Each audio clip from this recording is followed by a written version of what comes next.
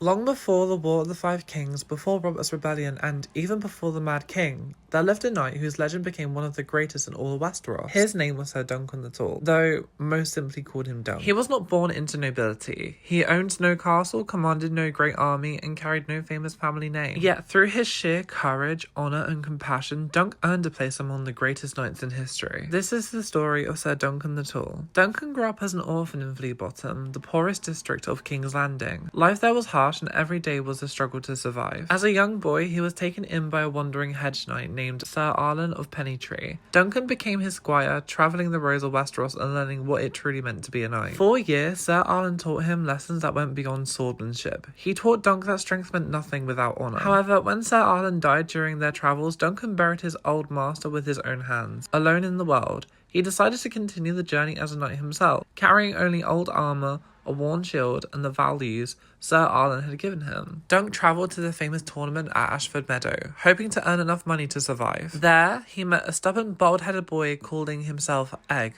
who insisted on becoming Dunk's squire. What Duncan didn't know was that Egg was actually Prince Aegon Targaryen, the son of Prince Maekar and a member of the royal family. However, their friendship would become one of the most important relationships in the history of Westeros. During the tournament, Duncan defended a young puppet performer from Prince Aerion Targaryen, a cruel prince known for his violence. To prove his innocence, he demanded a trial of 7, a rare form of trial where 7 champions fought on each side.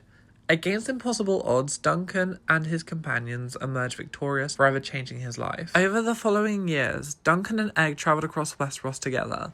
Their adventures took them into disputes between rival lords, dangerous conspiracies, and even plots involving the Blackfire Pretenders, who sought to overthrow the Targaryen dynasty. Unlike many knights of his time, Duncan always tried to protect the innocent before serving the powerful. He often questioned whether the laws of nobles truly represented justice, though he lacked formal education. Duncan possessed something far rarer, an unwavering moral compass. His honesty earned him the respect of knights, lords, and common people alike. Meanwhile, Egg learned valuable lessons about leadership from Duncan. Instead of seeing the world through the eyes of royalty, the young prince witnessed the hardships for ordinary people firsthand. Those experiences would later shape the kind of king he became. Years later, Egg became King Aegon V Targaryen. True to their lifelong friendship, he appointed Ser Duncan the Tall as Lord Commander of the Kingsguard. It was the highest honour a knight could receive. Despite standing among the great warriors in the Seven Kingdoms, Duncan never abandoned the humility that had defined him since childhood. To many, he became the very image of what a true knight should be: brave, loyal, selfless, and honourable. Ser Duncan's story ended during the tragic events at Summerhall, where he died while trying to save King Aegon and members of the royal family during a catastrophic fire. Though his life ended in a tragedy, his legacy lived on.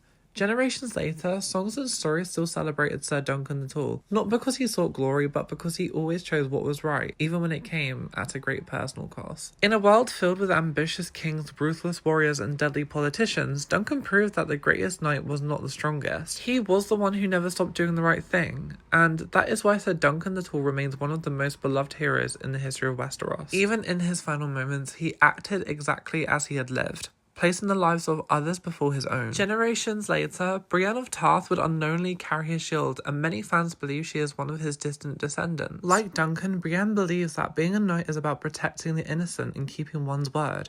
Even though she was never formally knighted for most of her story, she lives by the knightly code more faithfully than many anointed knights. She risks her life to keep promises, defends those who cannot defend themselves, and refuses to abandon her honour, even when others mock or betray her. These qualities closely mirror Duncan's own ideals. Throughout his adventures, he repeatedly chose compassion over ambition, justice over personal gain, and mercy over cruelty. In many ways, Brienne embodies the same moral compass decades later. Make sure to comment your opinions on Brienne of Tarth and also Ser Duncan, and who is your favourite knight in the world of Ice and Fire. Make sure to subscribe and like, and also comment below which character you would like me to make a video on next.